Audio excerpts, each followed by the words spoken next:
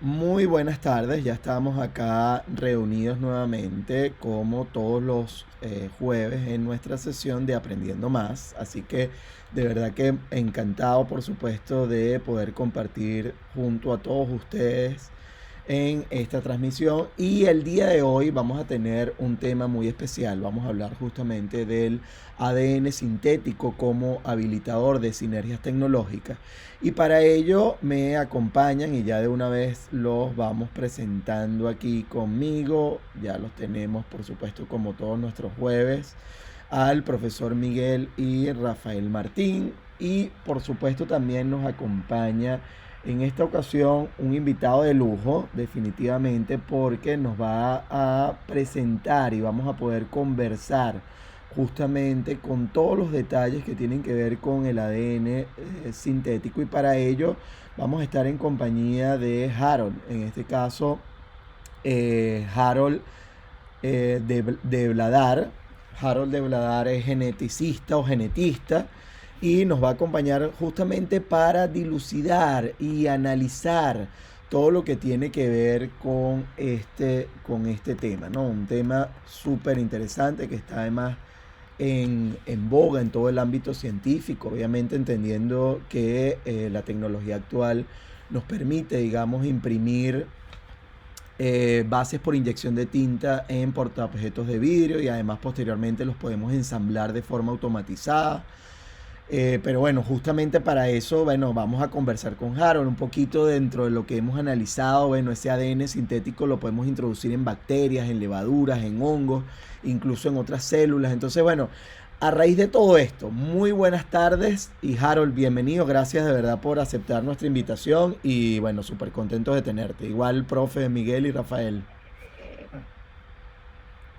Hola, gracias Omar. Muchas gracias Miguel, Rafael por la invitación y bueno, encantado de poder participar y contribuir un poco con el consorcio y con la serie de Aprendiendo Más.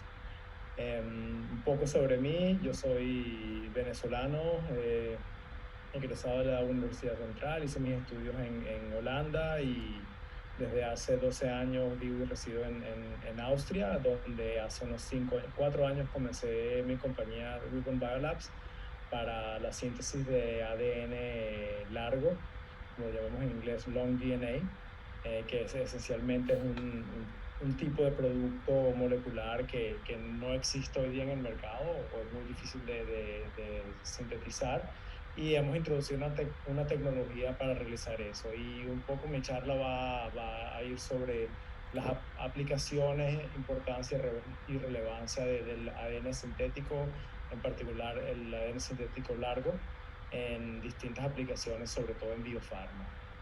Excelente, excelente. Más o menos son los temas que voy a tocar hoy. Qué bueno, bueno, Harold, todas las pantallas son todas tuyas, así que bueno, bienvenido y gracias de verdad. Ok, so necesito Compartir. poder compartir. Sí, estás como anfitrión, sí. Ok. Si hay una preguntita que puedo hacer en el interín. Cuando tú dices largo, ¿de cuántas bases estamos hablando? Eso ya lo vamos a analizar. Estamos hablando de alrededor de 10.000 bases. Ay, eso es largo. Eso es largo. Es bastante largo. Los estándares de la industria son más a nivel de algunos cientos de bases y algunos miles, pero bajo 1.000, 2.000, 3.000, 5.000. Máximo, ADNs de más de eso son problemáticos para la industria. Pero justamente es donde nuestra tecnología entra y tiene ventajas. Em, tengo que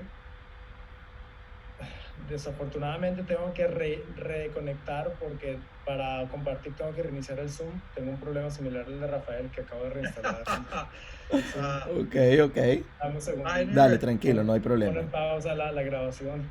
No hay problema. Sí, Ahora sí, ahí estamos. listo, ya estamos aquí. Sí, señor. Ok, vale. Bien. Ok. Bueno, titulé la conversación un poco como ADN sintético como habilitador de sinergias tecnológicas. Realmente estamos hablando de utilizar el ADN como una pieza de innovación que no es como tal un producto que es para ser utilizado como lo que llaman end products, sino que es una pieza, no, es como decir si fuera un transistor. El transistor no es algo que la gente usa los productos que se hacen a partir de transistores, circuitos integrados, etc. Y un poco la visión que hay en biología sintética hoy día es eso, que el ADN es una pieza como un transistor, ¿no? Con el cual puedes hacer una cantidad de cosas. Pero antes de hablar del ADN sintético como tal, yo quiero contextualizar un poco el por qué es importante este tipo de tecnologías. Estamos hablando de la biomasa, que representa más o menos el 25% del flujo material que los humanos tenemos en nuestra dinámica. Tenemos que tener en consideración el impacto que eso tiene desde el punto de vista ambiental hasta el punto de vista de todo lo que es la supply chain, hasta el punto de lo que es la sustentabilidad. Y en todo este ecosistema de interacciones, no solo biológicas, sino tecnológicas, la pregunta es cómo podemos responder a los grandes desafíos, de los big questions, big challenges, tanto ambientales, energéticos, agrícolas, sanitarios, educacionales, etcétera, mediante el crecimiento de nuevas industrias y nuevos empleos. Esto no solamente es biotecnología, esto va mucho más allá de biotecnología, ya sea en la comunicación, biotecnología y muchas otras cuestiones de educación, de medicina, de, de diversidad, igualdad, de derechos humanos, etcétera. Pero sin duda el crecimiento de nuevas industrias es un factor fundamental porque justamente dan un impacto en todas estas áreas. No necesariamente una industria en particular o un área en particular, pero como un ecosistema de industrias. Y ciertamente es importante el ver cómo nuevas tecnologías crean un impacto en toda esta en alcanzar los 17 retos de sustentabilidad. Aquí es donde entra un poco el concepto de la bioeconomía y sobre todo la bioeconomía circular, en donde tenemos no solo la circularidad que viene de manera natural, desde el punto de vista de la biosfera, desde el punto de vista de cómo los recursos naturales renovables se reciclan, sino también como nosotros, como tecnologías y biotecnologías en particular, entramos en ese ciclo para cerrarlo de una manera que sea sustentable. Ahora, la biología sintética juega un papel central en eso, no es la única tecnología, pero es una de las tecnologías centrales, bien sea que lo conocemos o no, en estos ciclos. Porque estamos hablando de que la biotecnología o la biología sintética y la bioeconomía son partes complementarias porque tocan distintos puntos como los biocombustibles, los bioplásticos, superalimentos, medicamentos biológicos, edición de genomas y muchos otros, en donde tenemos no solamente una creación de tecnología que va de la ingeniería a la aplicación, sino que también tenemos el mapping, es decir, el impacto que se tiene en la sociedad, en la ecología y cómo eso circula de nuevo a la ingeniería, de manera individual, particular y de manera global. La biorevolución comenzó con lo que fue la secuenciación del genoma humano. Sabemos todo eso a principios de los años 2000, cuando esto se publicó, por ejemplo, en Nature y en otras revistas, el lograr descifrar la gran parte de lo que es el genoma. Eso, eso llevó o conllevó a una cantidad de desarrollo de distintas otras tecnologías concomitantes. Y hemos visto como desde entonces hasta hoy día, hasta el día de hoy, el costo de secuenciar ADN ha disminuido de una manera hiperexponencial. Tenemos, por ejemplo, la ley de Moore, en donde sabemos que el costo, una consecuencia de la ley de Moore es que el costo de los microchips que se pueden imprimir en un circuito va decreciendo de manera exponencial. Y hemos visto que el costo de leer pares de base de ADN ha ido disminuyendo de una manera mucho más rápida que la ley de Moore. Esto ha sido un nuevo paradigma tecnológico porque hasta hoy día la ley de Moore ha sido como uno de los aceleradores más grandes que hemos visto de manera industrial.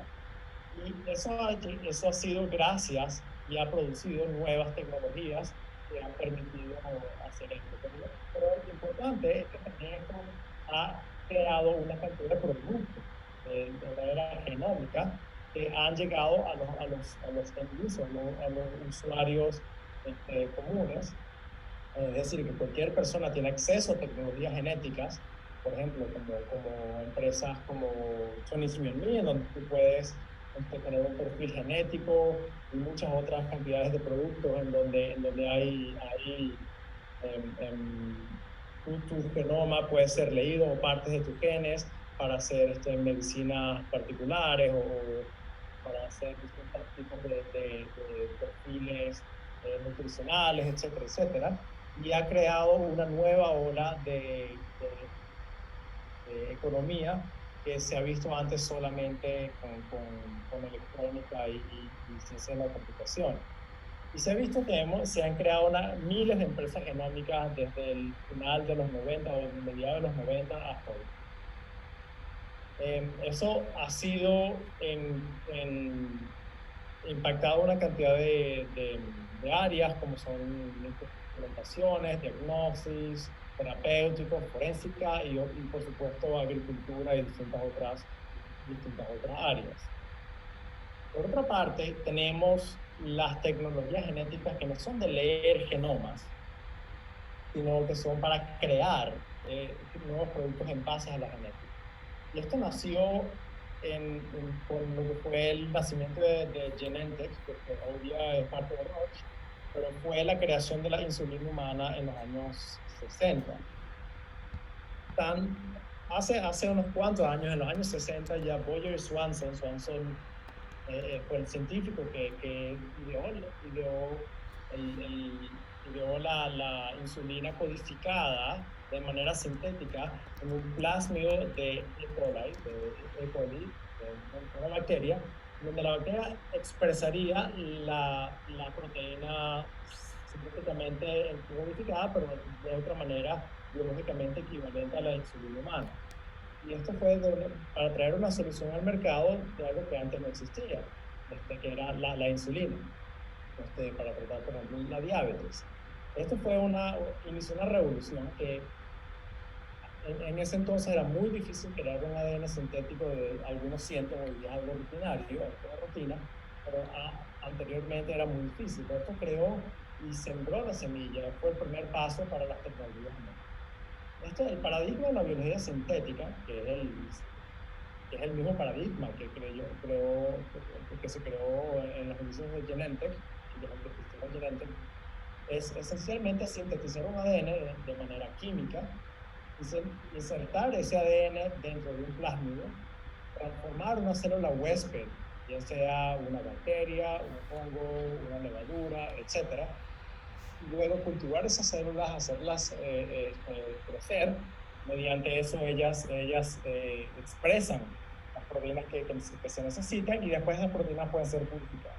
Eso no se podría hacer o sería increíblemente difícil de hacerlo de manera industrial sin sacarle provecho a estas posibilidades biológicas.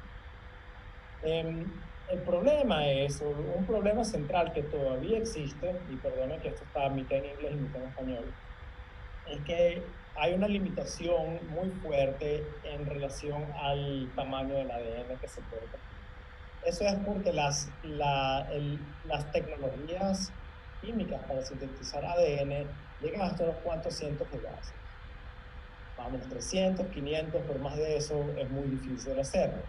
Entonces, lo que se hace por lo general es que se empiezan con algunos cientos de bases y luego hacen eso serialmente para muchas de ellas, y luego tienen que utilizar las tecnologías recombinantes, esencialmente, codificar esto dentro de una bacteria, etcétera, para ir haciendo lo que se llama el asemblaje, en inglés assembly, de esto entre moléculas más largas. Pero esto es un proceso que va un poco ensayo y error, ¿okay? Tiene cierto nivel de reliabilidad, cierto nivel de, de objetividad, pero todavía es un poco trial and error. Y está limitado a ciertos números de pares de bases, por la complejidad de los procesos bioquímicos y de biología molecular que se utilizan. Entonces, esto esencialmente significa que es suficiente para proyectos académicos, para investigación, pero es poco confiable como un proceso para biofarma, por ejemplo. Lo que quieren codificar dentro de ese ADN son, por ejemplo, anticuerpos, moléculas de ARN mensajeros, etcétera, y necesitas hacer eso de una manera a gran escala. ¿Por qué? Porque tú quieres hacer un screening de una cantidad de moléculas para conseguir tu molécula líder, que puede ser la molécula que va a sacar al mercado para tratar alguna enfermedad o para hacer más. Ahí es donde lo que nosotros hacemos en Ruben Biolabs difiere de las tecnologías recombinantes tradicionales. Nosotros empezamos con un proceso de análisis, creo que lo explico un poquito mejor, de análisis computacional para diseñar una manera eficiente de crear pequeñas oligonucleótidos y de una manera automatizada ensamblar estos no solo en moléculas largas, sino también con una amplitud, de manera que puedes sintetizar una librería de ellas, de modo que puedes entregarle, por ejemplo, a un cliente en biofarma una librería, no solo una molécula, sino una librería de moléculas que va mano a mano con lo que ellos necesitan para su investigación y desarrollo en los pipelines de descubrir nuevas moléculas o proteínas para tratar enfermedades. Entonces, el ADN sintético se basa en la ciencia, pero eso es solo el comienzo, porque el ADN sintético necesitas escalarlo tecnológicamente para traerlo al mercado de una manera sistemática. Entonces, vamos un poco a revisar la evolución de las tecnologías recombinantes. La ciencia empezó en los 77, por ejemplo, con Gilbert desarrollando un método de secuenciación de ADN, que ya fue el primer paso para la revolución. David Botstein creó lo que hoy día hablamos como los análisis de microarrays y otros. En los 80 ya la Corte Suprema de Estados Unidos dictaminó que formas de vida pueden ser patentadas, es decir, que procesos biológicos son procesos tecnológicos. Y ese mismo año Mullis desarrolló el Polymerase Chain Reaction, que es una de las herramientas fundamentales en la biología molecular, que es una de las técnicas que definen la biología molecular. En el 81 los primeros ratones transgénicos fueron producidos, sobre todo principalmente para investigación y desarrollo. En el 82 se aprobó por primera vez la insulina humana genéticamente ingeniada, esencialmente lo que hizo Genentech. Se tardaron unos 20 años en producirla, hacer los ensayos clínicos y traerla al mercado. En el 82 fue el primer producto que fue genéticamente creado. En el 83, el primer secuenciador de ADN automatizado entró al mercado. Y en el 84, Jeffries trajo al mercado el DNA fingerprinting, tomándose ventaja de que distintos marcadores moleculares son suficientes para distinguir entre personas. Y en el 85 ya vamos viendo como las plantas modificadas genéticamente entraron al mercado para crear plantas resistentes a ciertos virus, bacterias, etc. Y el NIH en Estados Unidos aprueba las directrices para realizar los primeros experimentos en terapia génica, que fueron luego cancelados y solo hoy día se están tomando. En el 89 se empieza a hablar y se crea el Centro Nacional para la Investigación de Genoma Humano. Hay secuenciación de genoma humano en unos cuantos años, que se terminó en el 2025. Mullis vendió la primera patente del PCR por 300 millones, viendo como ya vamos viendo cómo se va pasando de algunas técnicas de laboratorio a entrar a mercados y crear mercados y crear tecnologías de excepción. nos recordamos que por los 97, cuando yo era un estudiante de Miguel Martín y Rafael Martín en la central, se estaba hablando de la clonación de los jaguares. Y se secuenció por primera vez el primer genoma animal de C. elegans. Y para el 99 ya estamos hablando que hay 1.274 empresas de biotecnología en Estados Unidos utilizando todo este tipo de, de Tecnología. de tecnologías genéticas, gracias. Y bueno, de aquí, de los 2000, ya empezó la biorevolución que ya yo estaba hablando hace unos momentos, ¿no? La biología sintética es una nueva dimensión de todo. Estamos hablando que antes se utilizaba principalmente genómica para leer ADN y se creó todo un mercado. Hoy día estamos hablando de crear ADN sintético para crear nuevos productos y nuevas maneras de utilizar la biosíntesis o la biología como una tecnología. El progreso económico ha sido increíble. Vemos que en los primeros 20 años que acabamos de recibir, el desarrollo fue relativamente lento, pero en las últimas 2 décadas esto ha ido exponencialmente explotando. Aquí estamos hablando específicamente de biotecnologías que utilizan recombinantes, ADN sintético, y vemos que hay 3 industrias principales que son biotecnología industrial, es decir, utilizar biotecnología para crear moléculas, bien sea farmacéuticas o bioplásticos o etcétera, drogas o biofarmacéuticos, y esencialmente otras aplicaciones en agricultura, que son las que más escuchamos.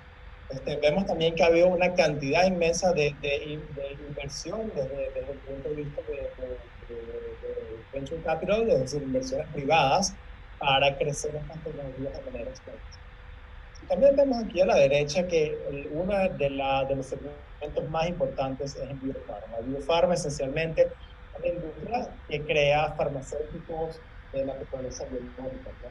No son moléculas pequeñas, como se llama en inglés, small molecules, fármacos, sino que eso ya son proteínas, son ARNs, anticuerpos, etcétera, que son diseñados esencialmente para fines terapéuticos. Este es uno de los mercados más grandes, no es el único, pero uno de los mercados más grandes para ADN largo.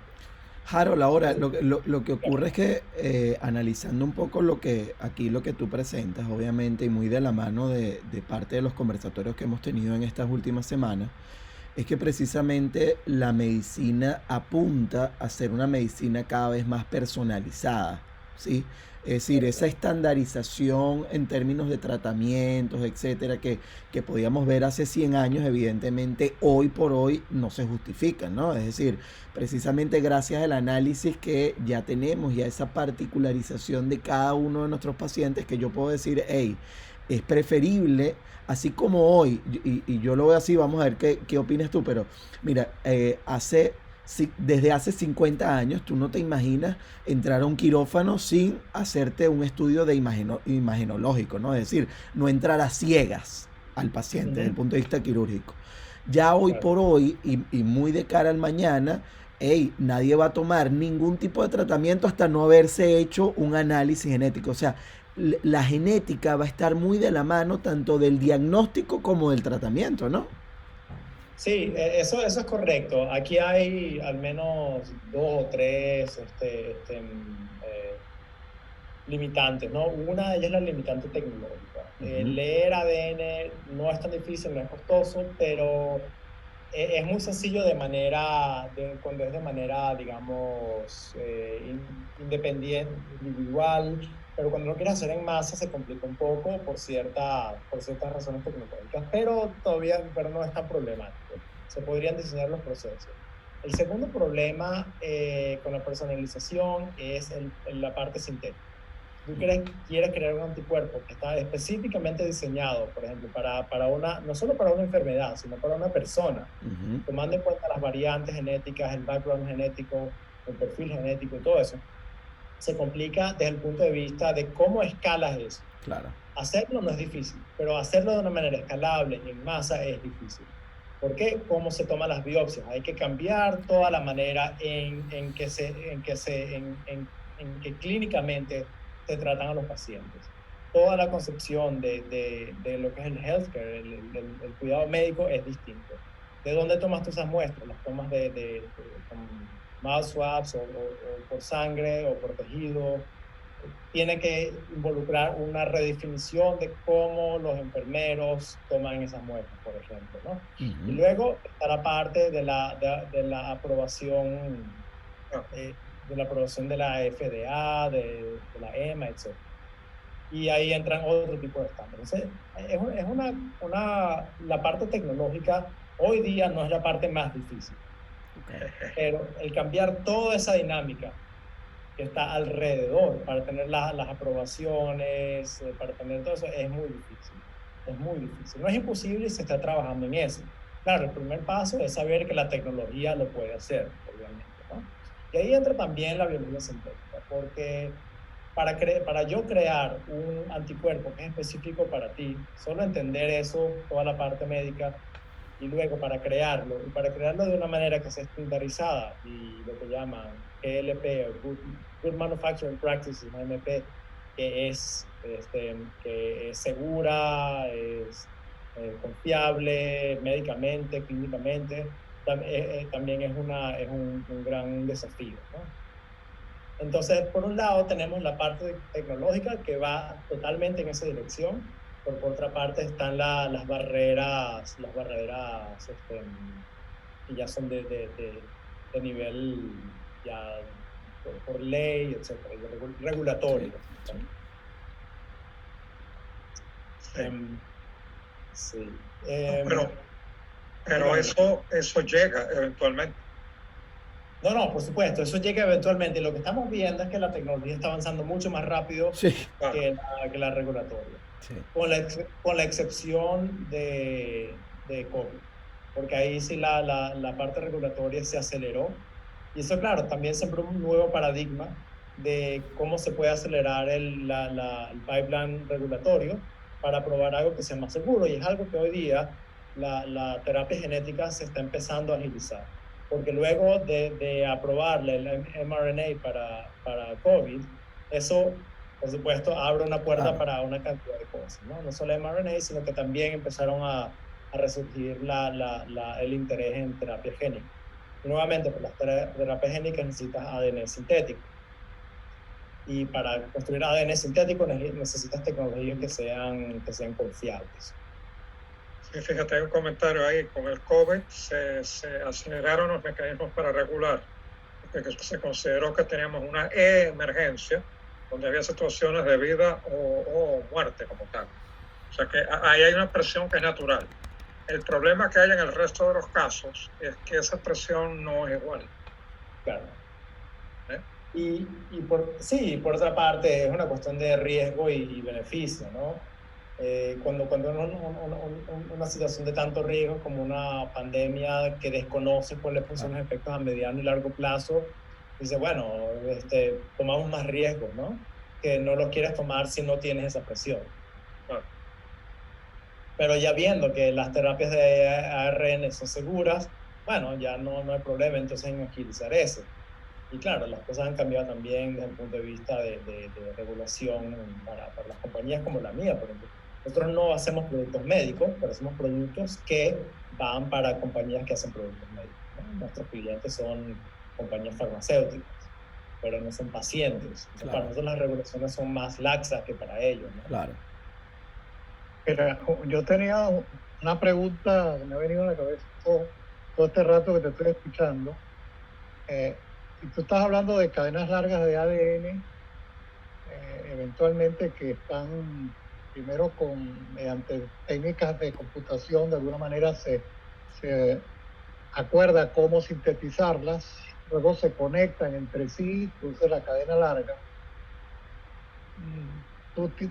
Hay mecanismos reparativos, o sea, en la producción de la cadena larga hay no un riesgo, pero hay una posibilidad de que haya mutación, que haya algo que no está del todo bien, y aún así la cadena larga supuestamente obedece a una posible síntesis de alguna determinada proteína, en principio, y una mutación puede significar que la proteína es una variante que tiene un efecto. Claro, tú no tocas los efectos biológicos porque en eso se mete la empresa que usa el producto. Pero digamos, en esa, como tú llamaste, librería de opciones, hay, entre otras cosas, posibles mutaciones. ¿Hay un control de eso? Sí, sí, por supuesto. Eso te lo explico en unos cuantos minutos, pero para respondértela anticipadamente, sí, claro, por supuesto. Nosotros creamos las cadenas de ADN y las verificamos por NGS, por secuenciación de próxima generación.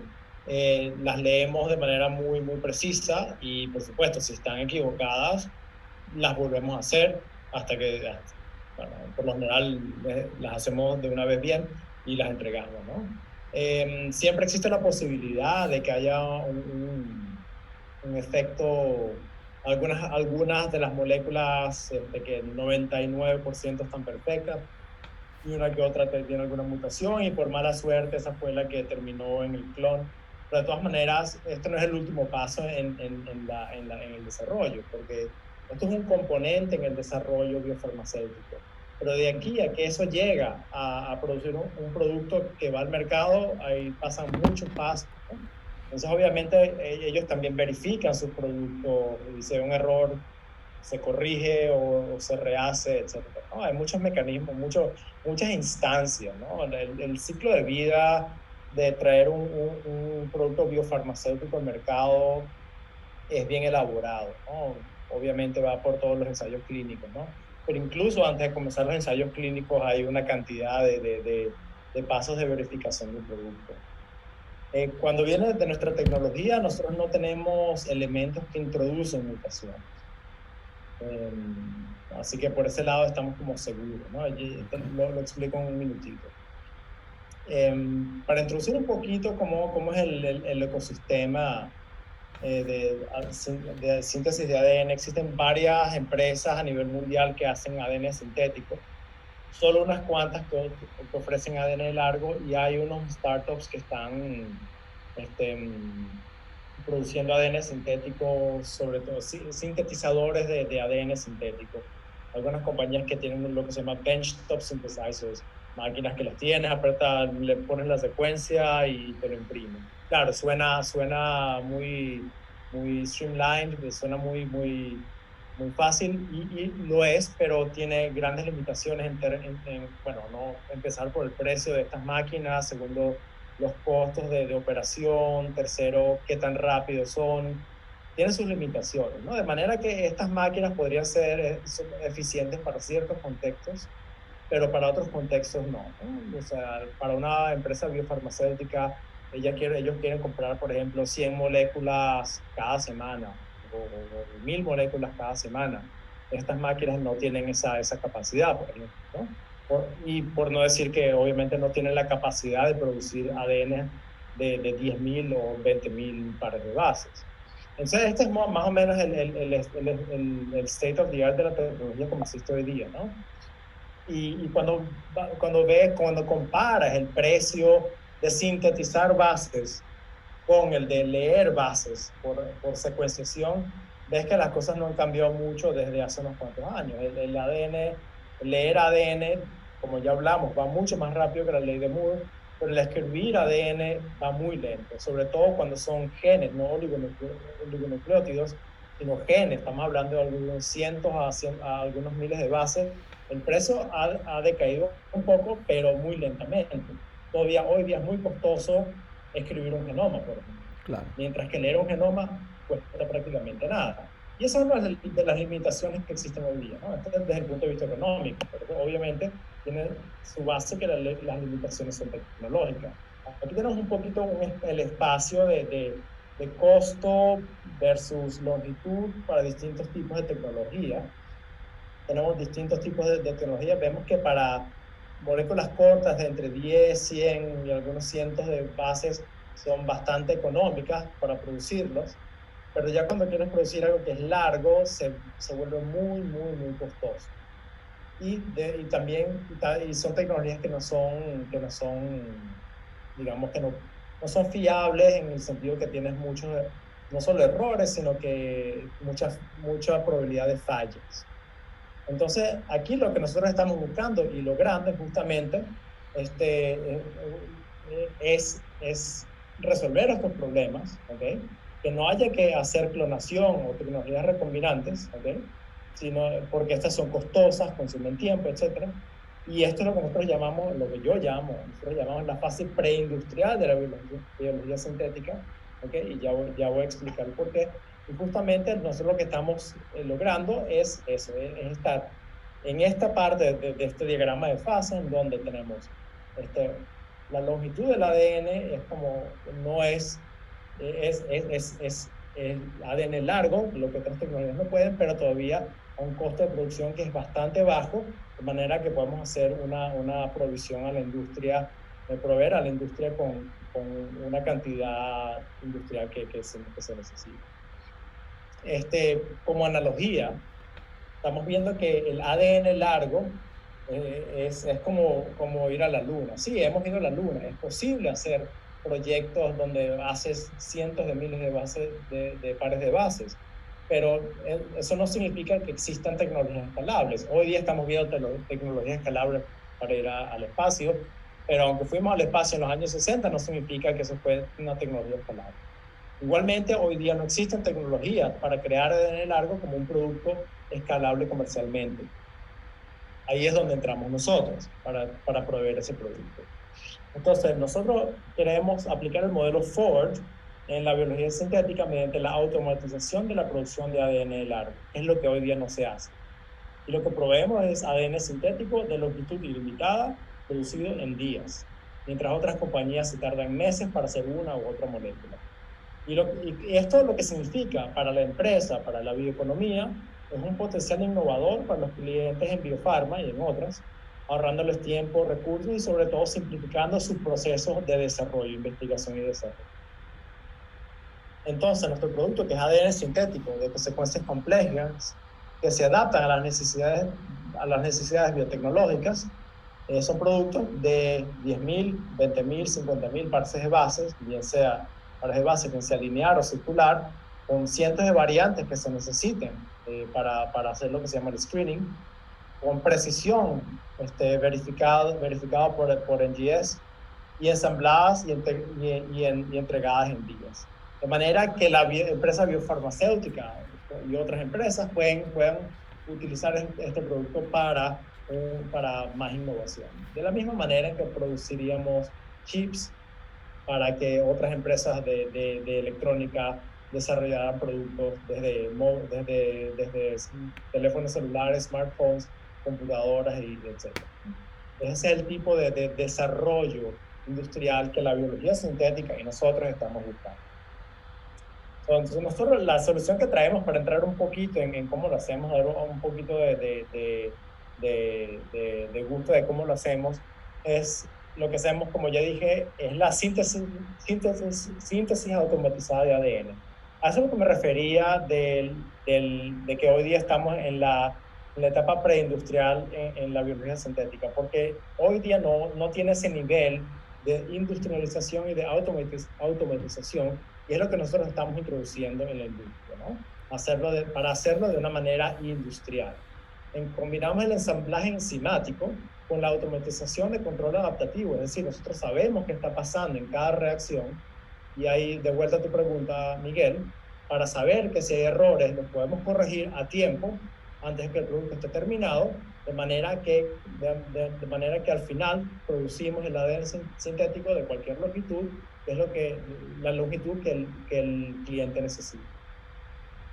Para ser más específico, ¿cómo hacemos esto? Tenemos una plataforma de síntesis que le llaman Full Genes, de genes completos, ¿okay? Donde comenzamos con una secuencia de interés. Esto es la secuencia, que es la secuencia digital, los bits, ¿okay? Se procesa de una manera algorítmica como output tenemos una cantidad de componentes que nos dicen, estos son los componentes que necesitamos para construir la molécula, ya les voy a explicar en más detalle.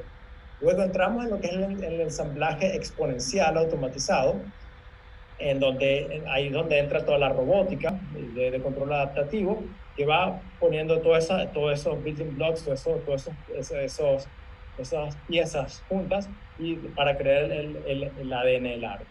Esos son procesos algorítmicos que utilizan optimización combinatórica, ¿ok?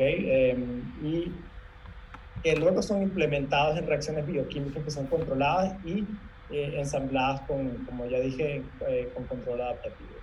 Por ejemplo, tenemos una secuencia de interés que es esta que está acá. En realidad esto serían 10.000, 20.000 pares de bases, ¿no? Pero digamos esta secuencia. Esto entra a nuestros algoritmos y los algoritmos descifran tres cosas. Primero, el workflow del asemblaje, es decir, en qué manera vas a hacer el asemblaje, porque no es una manera estándar, sino es cada secuencia tiene una manera específica de ser ensamblada. Eso nos lleva a cuáles son los componentes o building blocks, que esencialmente son oligonucleótidos entre 8 y 20 nucleótidos, y luego ensamblamos la molécula, leemos los resultados y los resultados otra vez se reprocesan y se hace un feedback para luego, cuando tenemos otra secuencia, ver qué tal fue el resultado de ese ensamblaje, ¿okay? Y hacerlo de mejor manera la próxima vez. No la misma secuencia, sino otra secuencia. Entonces, no solo construimos secuencias, sino que vamos aprendiendo cada vez de nuestros resultados para hacer un mejoramiento de nuestro proceso. Entonces, la parte, digamos, bioquímica, para darle un gusto, una vez que ya tenemos esa serie de secuencias de los componentes, de los building blocks, son building blocks que entonces se sintetizan químicamente con métodos estándar, lo que se llama phosphoamidite chemistry, la química de fosfoamiditas, ¿ok? Eso es tecnologías estándar que son muy fiables para moléculas pequeñas, y luego vamos haciendo lo que llamamos el asemblaje exponencial. De manera paralela, vamos asemblando pares de oligonucleótidos, digamos que son de 10 nucleótidos. Vamos pares de 10 a pares de 20. Luego los pares de 20 a pares de 40, pares de 40 a 80, 80 a 160 y así vamos. Y entonces, iterando este proceso, haciendo cada reacción de manera independiente y controlada, de una manera muy rápida podemos construir moléculas de docenas de miles de pares de bases.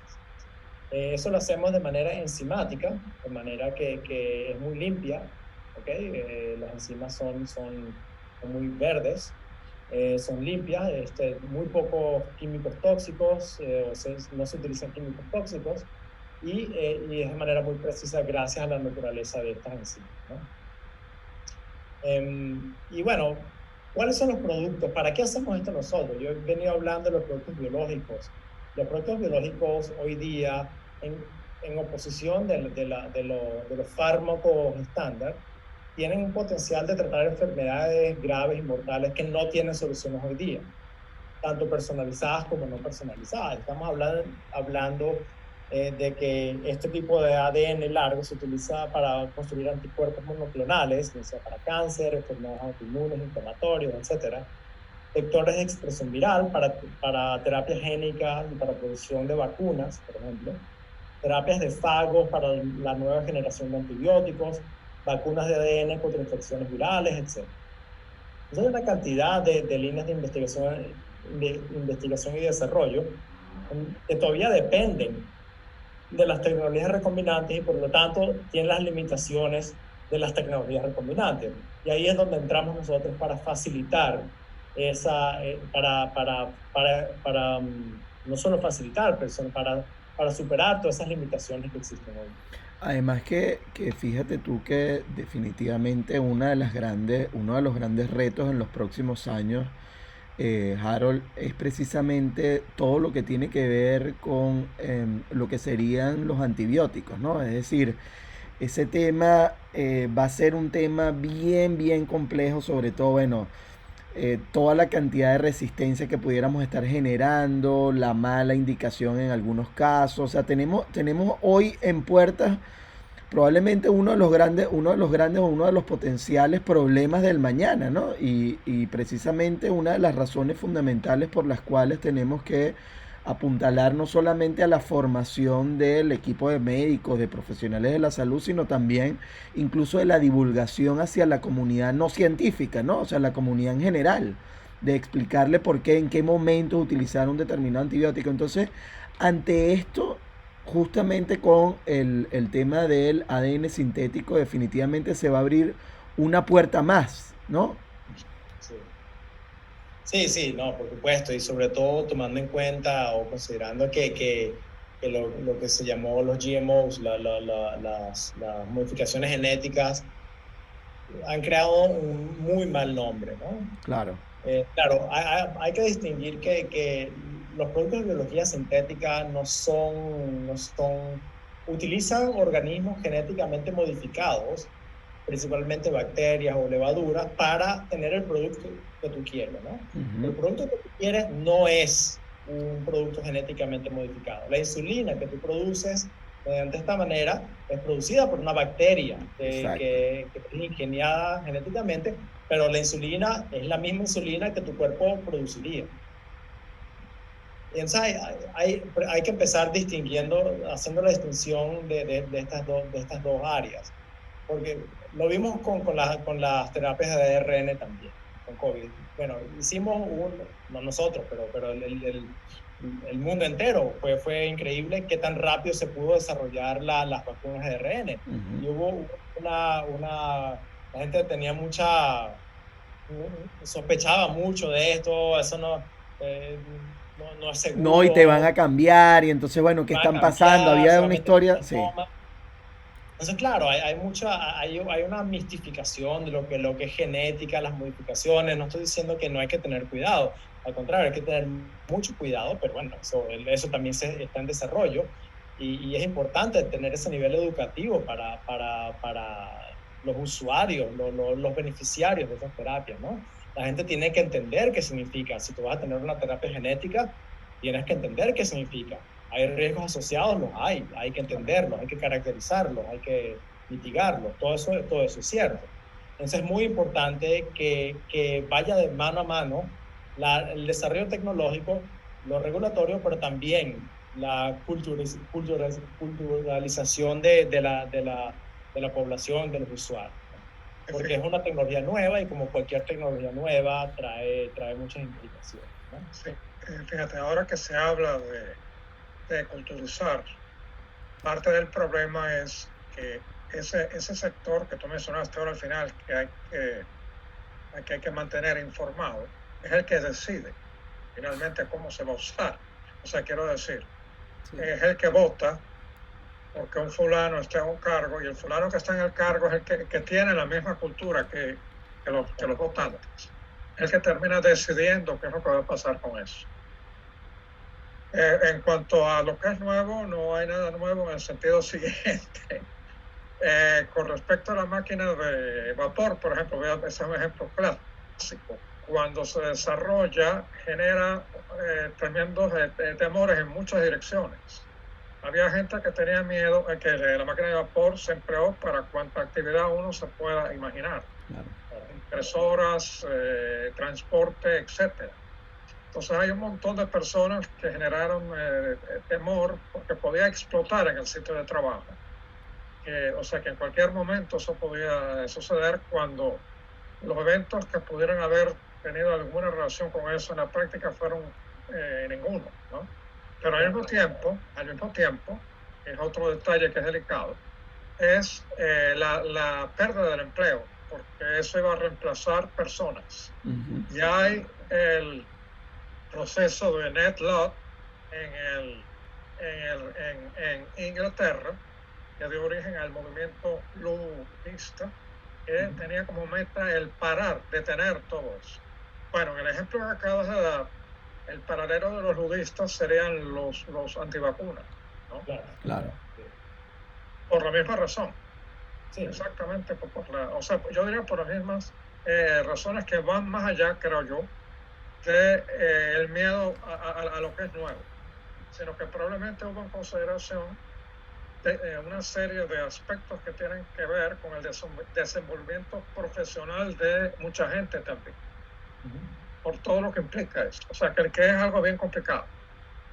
Sí, y como siempre vemos que me parece que un denominador común es que nunca se hace suficiente no publicidad, sino proceso educativo, proceso informativo, educativo. Y lo que hemos visto hoy día también es que gracias a las plataformas de redes sociales, la desinformación se ha Sí. esparcido más rápido que la información. Y eso obviamente es un problema, ¿no? Y ningún problema es independiente, ninguno de estos problemas, ¿no? Ahora, volviendo a tu primer comentario, por supuesto, lo del que vota es el que al final decide. Sí, eso también es una dinámica particular, no únicamente, pero muy particular de Estados Unidos, ¿ok? En Europa es un poquito distinto, porque la votación va a otro nivel y la EMA actúa a nivel europeo, no a nivel local. Últimamente, obviamente, el paciente tiene la libertad de decir, me pongo la vacuna o no me la pongo. No hay obligación, obviamente, y está bien que no la haya hasta cierto punto, pero claro, eso debería venir con un nivel de educación Claro. mucho más elaborado. Y ciertamente los temores que existen no son, obviamente, temores específicos en relación a pharma, bad pharma, como le llaman, de que la EMA o la FDA están compradas. Bueno, todo eso la gente tiene sus ideas, que claro, son ideas que vienen por el desconocer cómo es el funcionamiento de todas esas organizaciones, de cómo hoy día funciona la farma, conflictos de interés, etcétera. Pero no es específico a la biología sintética o a la genética. Tú lo nombraste, viene desde la máquina de vapor hasta ARN. Incluso cuando se quería hacer los primeros colisionadores, tú eres físico nuclear, tú lo sabes, se abrió el caso de que, ¿qué pasa si se abre un estado de vacío que va a destruir el universo? O sea, incluso llegó hasta la corte, ¿no? Sí, O sí, sea, sí. siempre hay una cantidad de miedos con nuevas tecnologías que está bien que existan esos miedos, porque son preguntas que hay que hacer y son preguntas que son importantes que se hagan, pero es importante también no solo responderlas a nivel intelectual y científico, sino que la respuesta llegue a un nivel de entendimiento que sea digerido y desglosado para que la gente que no tiene el background, que no tiene la formación científica, también lo pueda entender y generar esa confianza en las nuevas tecnologías. Siempre tienen que entender los riesgos, obviamente. Sí. Yo quisiera añadir un aspecto que es los antivacunas, en cierta forma no son una novedad, pero son parte del mismo movimiento que va contra la modificación genética de alimentos, por ejemplo, o de especies vegetales o especies animales. Y el desconocimiento está de que el ser humano, desde que contactó con otros seres vivos, ha estado haciendo un proceso de modificación genética con herramientas muy lentas en un principio, porque era seleccionar aquellos descendientes que tenían la genética apropiada frente a otros, y lo único que ha ocurrido en este tiempo es que eso se ha hecho de una manera mucho más rápida, se está logrando hacer de una manera mucho más rápida.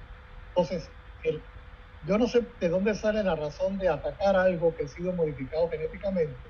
Cuando nosotros comemos maíz actualmente, no actualmente en este siglo, actualmente desde el siglo XIX o desde el siglo XV, desde 10.000 años, de hace varios años, que ha sido modificado genéticamente por una selección adecuada del maíz silvestre.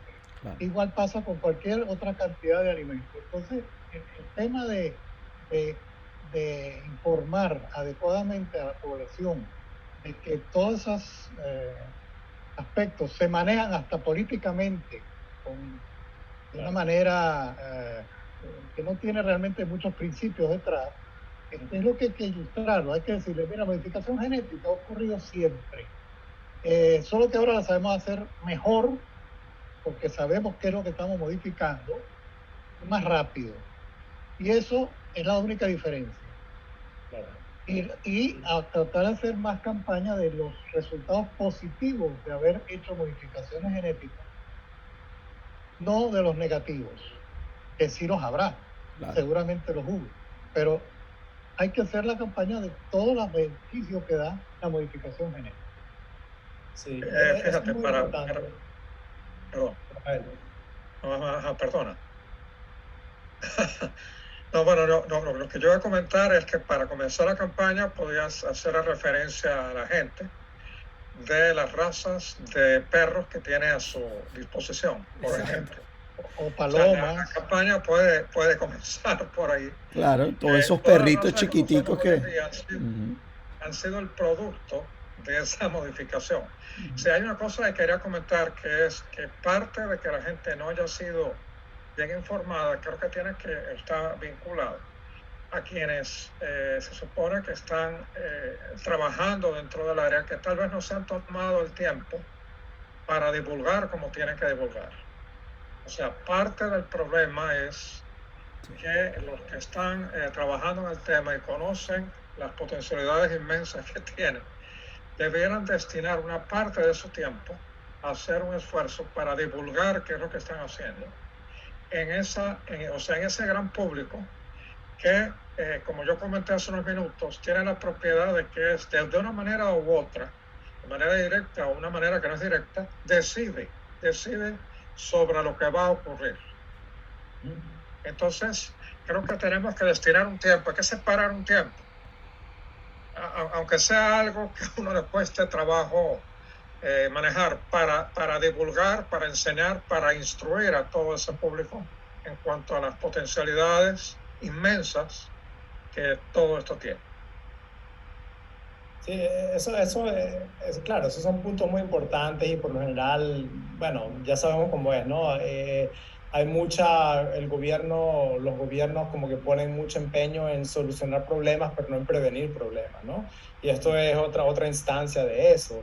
La parte informativa, educacional, no tiene tanta prioridad de manera política como el resolver un problema que la gente ya lo ve Sí. como inminente o algo que es más conspicuo, ¿no? En el caso de las modificaciones genéticas, bueno, es una mezcla de argumentos, porque, por supuesto, hubo en los años 80, 90, sobre todo en los 90, como muchos escándalos, porque algunas compañías utilizaron modelos de negocios muy agresivos basados en esas tecnologías genéticas. Entonces la gente empezó a confundir los modelos agresivos con las modificaciones genéticas, cuando lo malo son los modelos agresivos o la mala gestión de recursos genéticamente modificados. No que los productos genéticamente modificados son per se malos, dañinos, etcétera, ¿no? Y por supuesto se generó su respuesta en donde ya empezaron a escrutinar de la misma manera que los antivacunas. Sí, yo conozco a alguien que el día que se puso la vacuna le dio no sé qué tal, y la parte anecdótica que se infla, y bueno, toda esa dinámica de desinformación, ¿no? Omar. Sí, sí, no, que tú lo decías muy bien al inicio cuando dabas el ejemplo de la insulina, es decir, cómo partiendo de la bacteria de la Escherichia coli tú obtuviste o se obtuvo, digamos, ya 40 años atrás, justamente se obtuvieron los elementos iniciales para poder entonces desarrollar y generar la insulina. O sea, que no se malinterprete que es que, no, es que ya me están colocando entonces una bacteria ahora en mi cuerpo y entonces eso me está produciendo una insulina que es distinta a la normal, entonces yo ahora dentro de 20 años voy a hacer, o sea, precisamente allí, ¿no? Es decir, es como que, y tú también lo comentabas en otras láminas anteriores, era precisamente obtener esa especie de bloques del ego para poder empezar a construir lo que de verdad necesitamos, ¿no? Es decir, poder construir ese ADN sintético, ese mecanismo, esa molécula que vamos a requerir. Eso es correcto. Fíjate, hay otra cosa más, y es resaltar que hay que ponderar los beneficios contra los riesgos. Siempre vamos a tener las dos cosas, pero para resolver el problema tenemos que ponderar ambas. Se trata, por supuesto, de que los riesgos sean mínimos y los beneficios sean máximos siempre, pero que siempre van a estar los dos. Siempre hay que manejar esas dos cosas. Y que en términos de los beneficios que se van a obtener al final, vale la pena que el desarrollo continúe y se haga. O sea, que sería desacertado no dar recursos a lo que se está desarrollando, simplemente porque existen riesgos. Bueno, pero por supuesto, nunca hay tecnologías que están libres de riesgo, Claro. y hay que conocer los riesgos, pero justamente me parece que es un punto importante porque en cierto modo hay algo de verdad en eso, ¿no? También se han visto casos, no necesariamente en biología sintética, pero en muchas otras tecnologías en donde se acelera traer un producto al mercado sin entender ciertos riesgos. Claro que ha sucedido, ¿no? Pero ya es una pregunta de ética, es una pregunta de si uno está asumiendo no solo la responsabilidad, sino también la responsabilidad de accountability, como se dice en inglés, la contabilidad, no sé Sí, cómo se dice en sí, español. sí. De las Responsabilidad. consecuencias, Responsabilidad. positivas pero también negativas. Uno tiene que hacer un negocio o un producto de manera responsable. Uno no puede ser irresponsable trayendo algo al mercado. Esto sobre todo si va para el mercado. Investigación es otra cosa, ¿no? Y todo eso es importante, claro, ¿no? Pero todo tiene su riesgo, obviamente, y es importante entender los riesgos, ¿no? Y parte de los miedos que existen es el no entender cuál es la dimensionalidad de los riesgos. Si uno va a comer maíz, sí, el maíz ha sido producto de labración selectiva, ¿ok? Selective breeding, desde hace 10.000 años. Es como un fruto, el maíz es algo que no es natural, no existe el maíz en la naturaleza, fue creado por los humanos, pero claro, culturalmente ha sido también Claro. labrado en nuestra cultura, de manera que lo vemos natural. La tecnología genética o cualquier otra tecnología que viene hoy día de manera fugaz es algo nuevo, entonces claro, induce ese temor, ese miedo, ¿no? Y tiene sus riesgos, pero es el entender los riesgos también.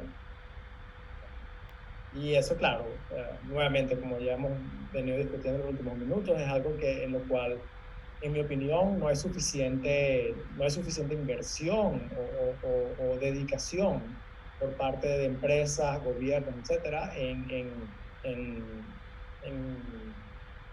clarificar y educar, sobre todo en tecnologías tan importantes como una vacuna de mRNA, de ARN mensajero. Ahora, de aquí la importancia justamente de la tecnología que ustedes implementan, ¿no? Es decir, quitarnos, por supuesto, la lentitud, los costos, el tema operativo, el tema sobre todo de días o de meses de desarrollo en el tema de la recombinación para el ADN sintético versus utilizar estos algoritmos genéticos y, por supuesto, todas las tecnologías, machine learning, etcétera, para desarrollar las cadenas largas, ¿no? O sea, justamente aquí dan ustedes un paso hacia adelante y ahora representa una nueva ventana, porque como muy bien tú lo decías, por supuesto que cada vez que tú estás ahora leyendo y generando un nuevo ADN sintético, también estás poniendo el algoritmo inevitablemente a aprender y a mejorar basado en la historia, ¿no? Sí, por supuesto. Claro, el producto como tal trae muchos beneficios para la industria. Y esa es la razón por la cual lo hacemos, ¿no? Tiene también sus razones, digamos, científicas, etcétera, ¿no? Es una dimensión de razones. La parte digamos, de bioseguridad, de ética, es importante, y nosotros, claro, tomamos en serio esa parte. Por ejemplo, cada vez que viene un cliente nos dice, sintetiza esta molécula, nosotros primero revisamos que la secuencia no sea una secuencia patogénica, que no sea un virus, un COVID modificado. Sí. Y si lo es, entonces hay que pedir documentación. Claro. Si tú tienes la documentación para trabajar con eso, que ya es una documentación que tiene que ser oficial, etcétera, ¿no? Entonces está toda esa parte de bioseguridad. Por lo general nosotros trabajamos con empresas que son conocidas, Claro. establecidas, no individuos que son, digamos, que llegan de manera Sí. inesperada. Oh, yo quiero este ADN. ¿No? ¿Quién eres tú? Por supuesto, una universidad que te pide otra cuestión, o sea, donde hay un investigador detrás, donde hay una infraestructura que la gente puede trabajar, pero por otra parte, el producto como tal, el ADN, por más complejo que sea, por más largo que sea, por más corto que sea, el ADN como tal no tiene ninguna propiedad biológica. Exacto. Hasta que tú lo pones dentro de una célula, dentro de un virus, entonces puede tener alguna propiedad, alguna funcionalidad biológica. O sea, el ADN como tal no tiene mayores regulaciones porque no es como tal patogénico, no es tóxico, al contrario, es muy verde, ¿no? Y si no lo cuidas muy bien, como muy fácilmente se degrada, no espontáneamente, pero cualquier bicho que caiga ahí, tú sabes, lo degrada, ¿no? Entonces, por nuestra parte, la parte, digamos, ética y de responsabilidad viene a nivel de entender quién necesita ese ADN y para qué. No significa que tenemos que entender el detalle de cuál es tu producto, si eres una farma, porque obviamente está la parte de confidencialidad, y etcétera. Pero es entender que tú tienes el nivel, digamos, la infraestructura, el nivel tecnológico, la certificación industrial, etcétera, para trabajar con Siemens. Y bueno, y eso, claro, ahí es donde entra lo que tú comentas, Omar, que es el próximo paso, en donde esto se utiliza para otra cantidad de cosas. Nosotros no producimos ADN para uso humano o uso animal, sino solamente para investigación y desarrollo. Okay. Claro, en el futuro, cuando ya empiece la vacunas de ADN, cuando ya haya terapias génicas, en donde se necesite ADN directamente para el individuo, en principio lo podemos producir, pero eso requiere de una cantidad de certificaciones que, bueno, ya las tendremos eventualmente, pero eso ya implica otro nivel de responsabilidad, ética, bioseguridad, toxicología, etcétera, que hay que tenerlo, si no, no se puede hacer. Y si no, claro, ya es una cuestión de que la compañía como tal es responsable y incurre en daños, etcétera. Y yo como fundador y CEO también obviamente Claro. estaría poniendo en riesgo, bueno, esencialmente mi libertad, ¿no? Por no Mira, hacer más. ahí tengo una pregunta, o sea, digamos, un caso completamente hipotético. Un cliente en particular desea que se le genere un ADN sintético para poder producir una determinada proteína. ¿Okay?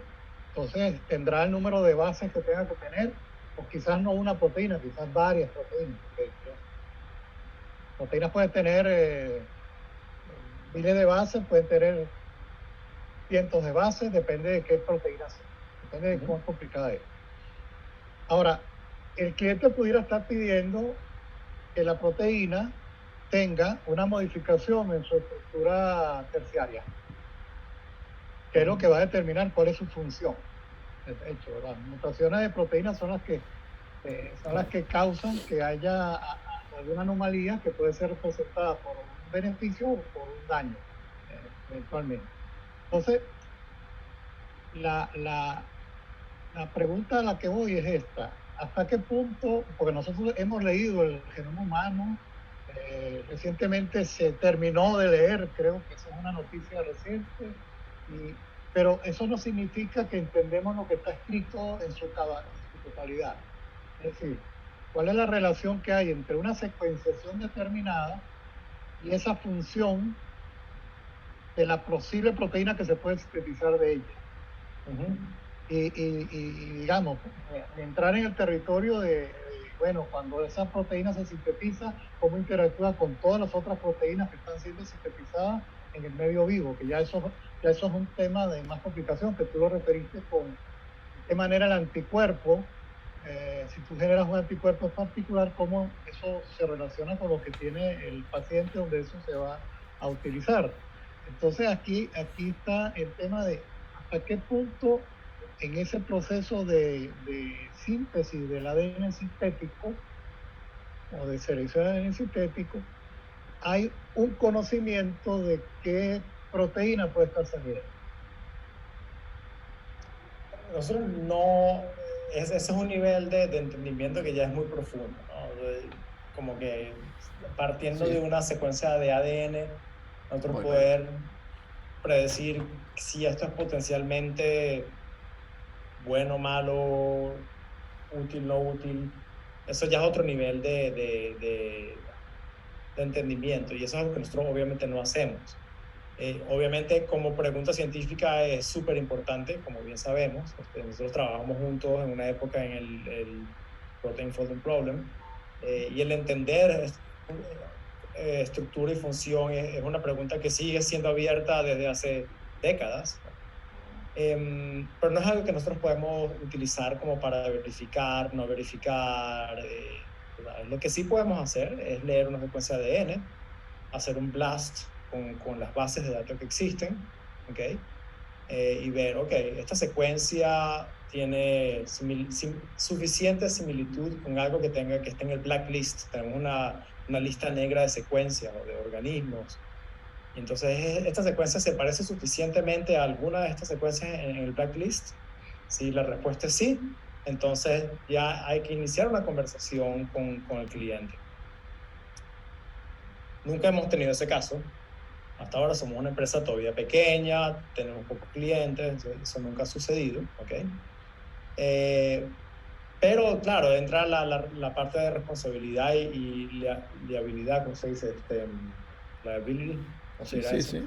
Este, tenemos esa parte de qué tanto somos responsables de hacer o no, de sintetizar o no esa molécula.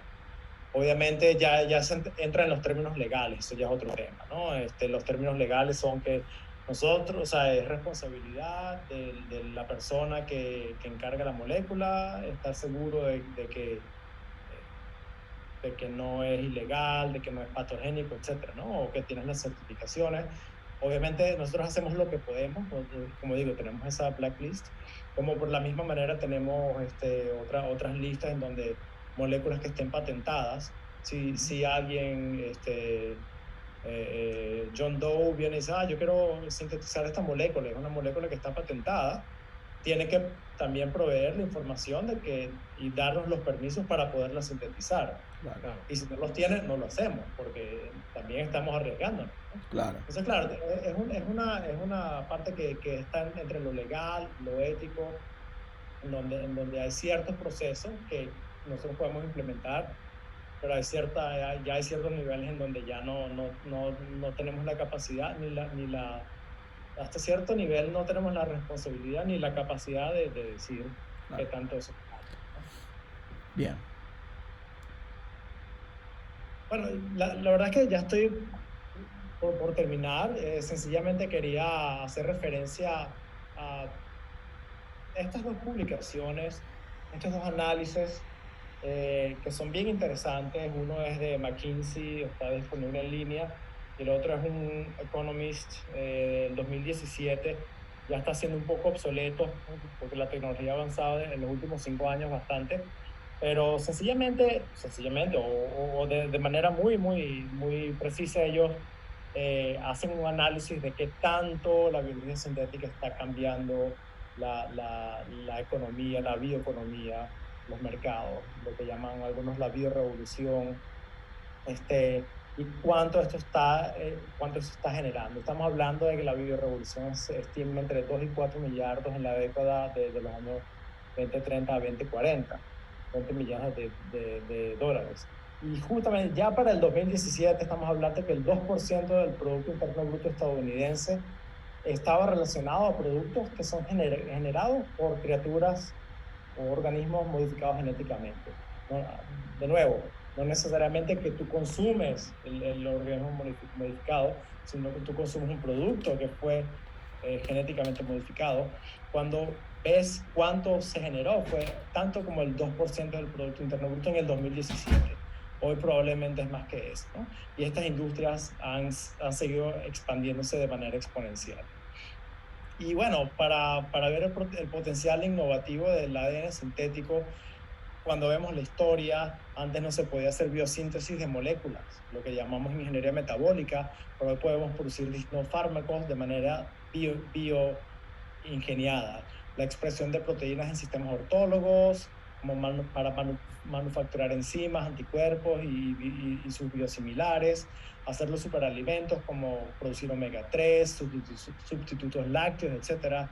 La ingeniería genómica para crear nuevos plásmidos, cromosomas, genomas, como lo hizo Craig Venter, para hacer la biocintia, la edición de genomas en vivo mediante las tecnologías de CRISPR, de esencialmente corregir o modificar organismos vivos para distintos tipos de propósitos, el control ecológico mediante vectores estériles, por ejemplo, diseñar genes dirigidos para combatir, por ejemplo, distintas enfermedades transmisibles por mosquitos, etcétera, como el dengue. Corregir enfermedades congénitas como la talasemiasis, hacer terapias de CAR T cells, rediseñar proteínas para nuevas funciones enzimáticas, ondas fluorescentes, etc. E incluso hemos llegado a aplicaciones no biológicas como el almacenamiento de datos en ADN, porque puedes codificar petabytes y almacenar en nanovolúmenes, algo que no puedes hacer con ningún otro dispositivo que existe hoy día. Entonces hay una cantidad de potencial innovador que ya hemos visto que en la historia, en la corta historia del ADN sintético, se han hecho una cantidad de innovaciones increíbles, pero sobre todo lo más importante es justamente ver las innovaciones que hoy día no podemos predecir. Eso es lo más excitante de toda esta historia.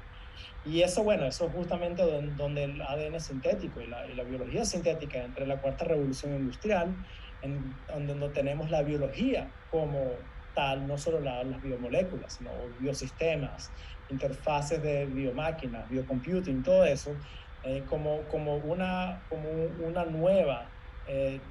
nuevo ecosistema industrial en donde estamos creando productos para apoyar la bioeconomía y esencialmente la biosustentabilidad.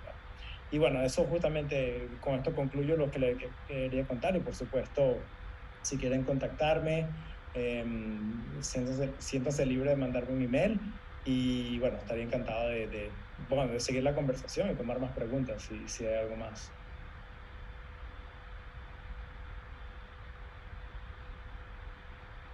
Sí.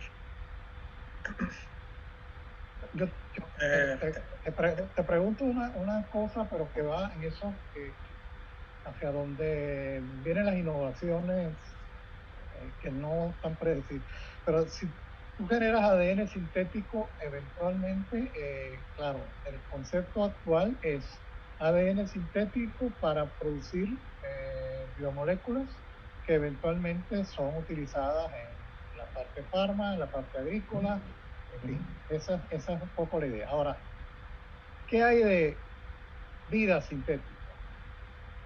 Que es si tienes ADN sintético, pues, y son cadenas largas, eventualmente tú puedes estar tratando de generar el genoma de un organismo sintético, completamente. Sí. O, vamos a poner, antes de caer en esa etapa, generar una biomáquina que inteligentemente haga algún trabajo, aparte de las biomáquinas naturales, que serían anticuerpos, bombas particulares a nivel de membrana celular, que son biomáquinas. Pero digo, una biomáquina totalmente diseñada con un propósito específico. Sí. ¿Hay algún adelanto en ese sentido? Sí, cómo no. En la parte de crear organismos totalmente sintéticos, por supuesto, lo que Craig Venter trató de hacer fue una primera demostración de que se puede hacer, ¿no? Claro, eso fue hasta cierto punto innovador, pero claro, no se llevó más allá. El problema que entra ahí no es tanto la creación del ADN, sino cuál es el diseño genético que necesitas y cuál es el contexto biológico, porque el ADN nuevamente es una molécula, será complicada, pero es una molécula y como molécula es relativamente inerte. No es como las proteínas y no es como el ARN que tienen cierta funcionalidad, sino que el ADN es bueno para guardar información, para transmitir información entre generaciones, ¿okay? Para regular procesos, pero todo eso necesita un contexto biológico que todavía no está muy bien entendido. Okay. Podemos entender muy bien la función y la estructura de una proteína, podemos entender la regulación de un circuito genético, pero ya de ahí a poder diseñar una molécula de ADN que va a culminar en siendo por ejemplo, un proceso de desarrollo en donde diseñaste un organismo desde un punto de vista de ingeniería, aunque se quiere ver que la biología sintética tiene ese potencial, todavía es muy elemental. Estamos hablando que podemos diseñar ciertas modificaciones y predecirlas, pero no al nivel de diseñar un organismo nuevo. Entonces, hay ciertos avances ahí. Por supuesto, lo que es la ingeniería metabólica va ya acercándose a eso, porque codificas nuevos procesos metabólicos en un organismo. Últimamente o principalmente porque quieres esa proteína como producto, pero es una función biológica que la puedes diseñar para algo, ¿no? Justamente los genetic switches y los circuitos genéticos tratan de hacer eso. Entonces, hay avances, pero todavía estamos a un nivel como muy básico, ¿no? Es como que hemos entendido el cómo escribir un código y apenas estamos desarrollando los compiladores, las computadoras que pueden de hecho correr esas simulaciones complejas. Eso no existe todavía. Estamos a nivel de COBOL, ¿no? O de Assembler.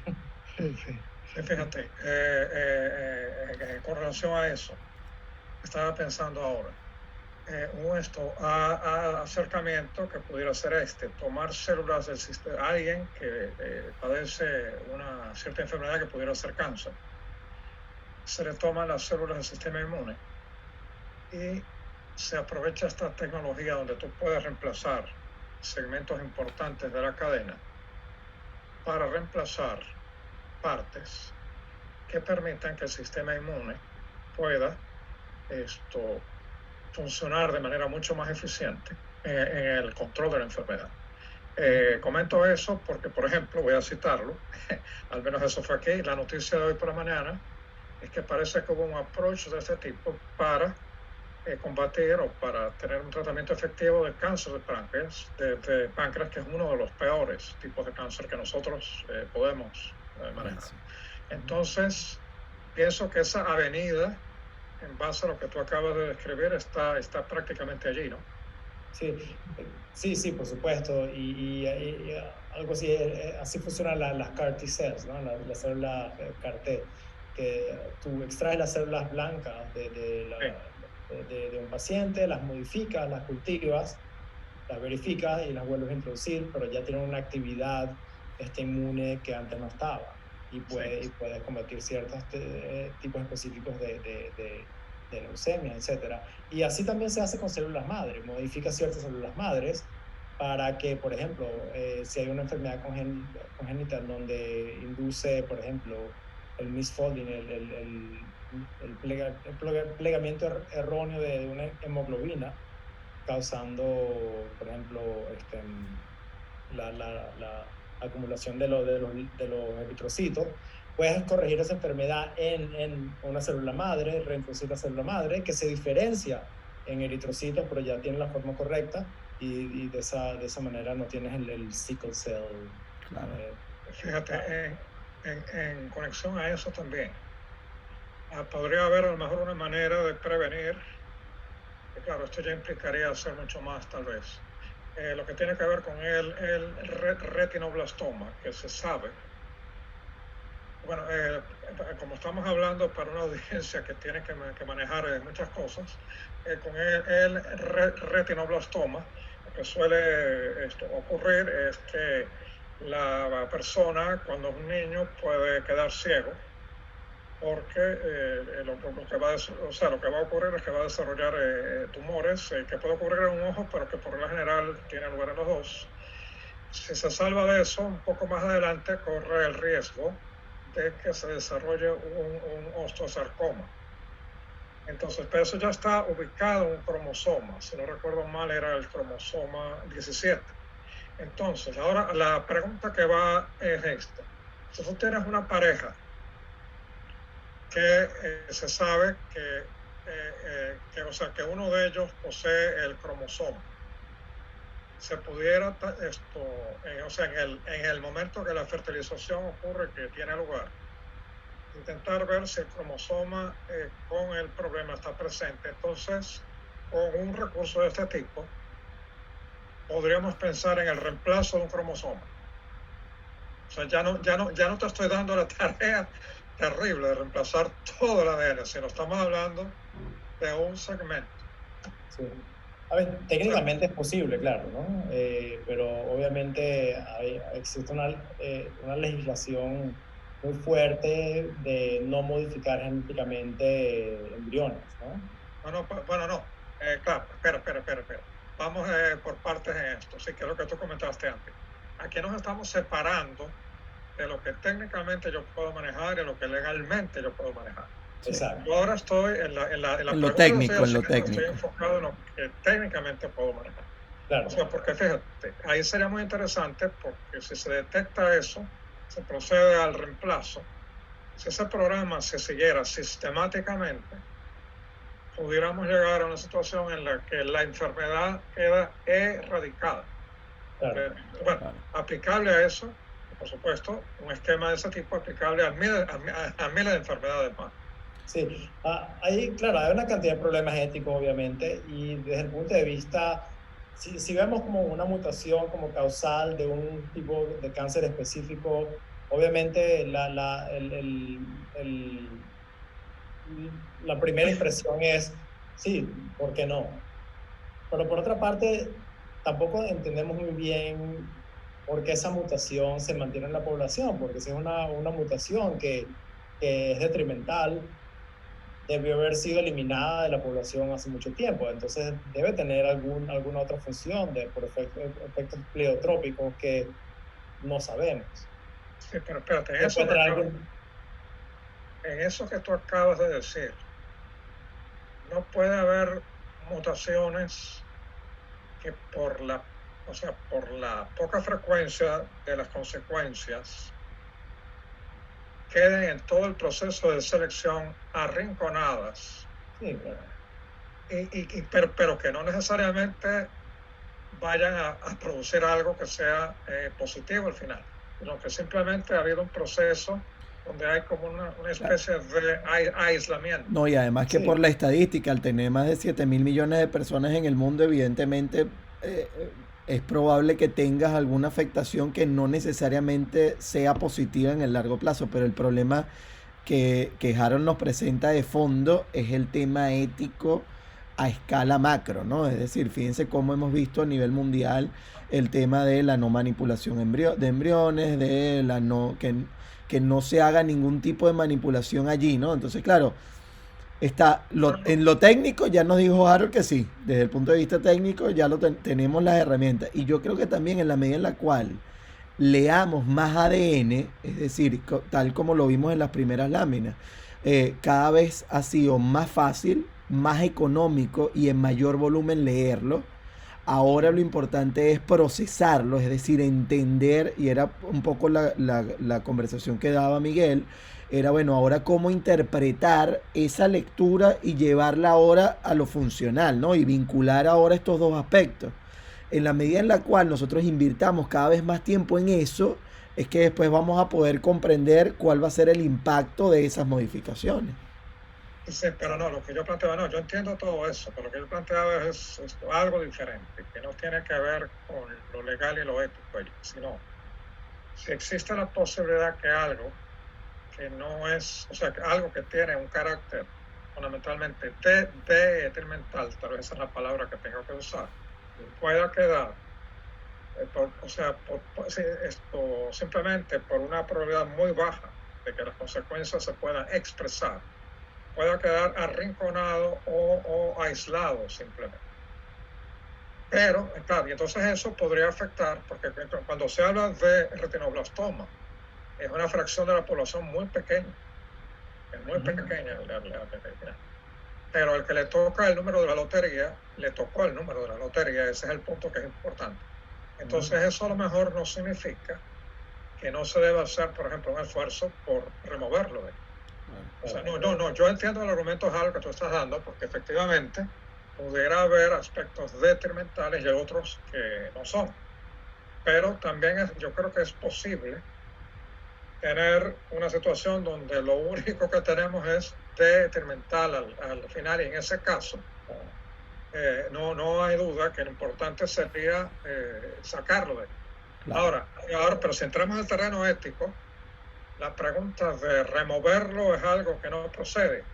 Bueno, yo haría la pregunta, si tenemos absoluta seguridad de que es detrimental, ¿qué base hay para dejarlo?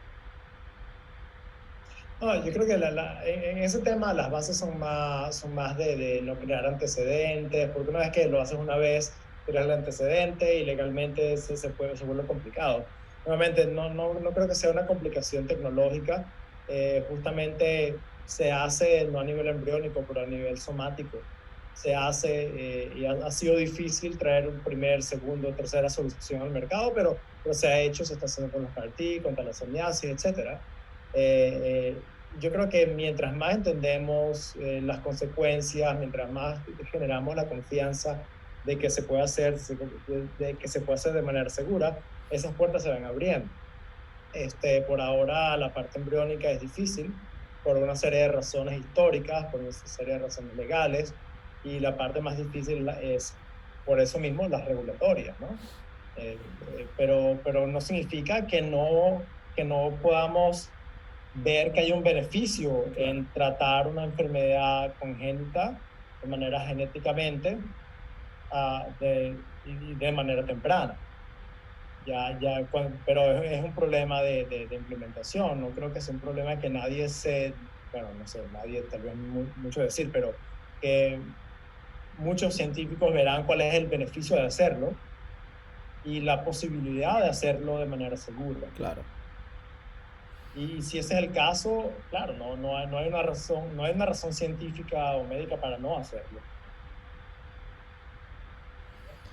Bueno, muchachos, miren, yo creo que ha sido una extraordinaria conversación, Harold. De verdad que un enorme placer y de verdad que hayas podido acompañarnos. De verdad que para nosotros un honor y un placer. De verdad que muchísimas gracias, Harold. Yo creo que aquí damos fácil para un nuevo conversatorio, una nueva oportunidad. ¿Qué dicen ustedes? Seguro. No, para uno no, para muchísimo. Así. Seguro que sí. Harold. Gracias, Omar. Gracias, Miguel. Gracias, Rafael. Buenísimo haber tenido la oportunidad y bueno, espero que sea interesante para el resto de la audiencia también.